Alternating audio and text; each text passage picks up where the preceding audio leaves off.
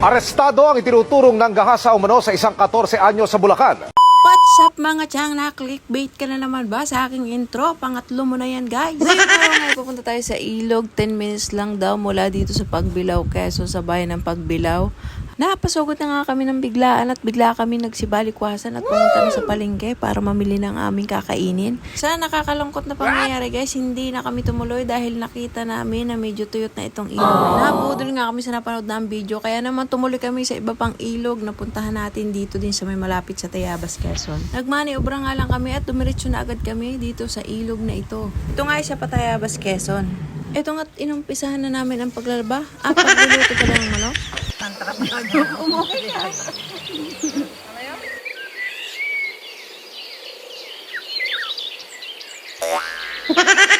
Seryoso na sana, muntik pang matumba. Hala, ang ganda. Parang nasa heaven. Heaven 11.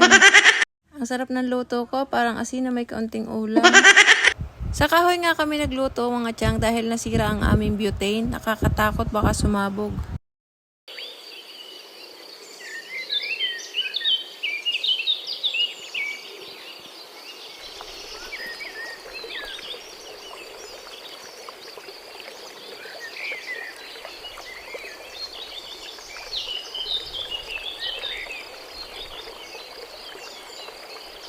Tinamad nga ako mag-voice over kaya hinayaan ko lang yung music background ng mga ibon ng tunog nito. Kala mo ang peaceful no? Kala mo kami lang ang tao? Napakadami diyang tao. Peaceful sa video, stress sa personal ito.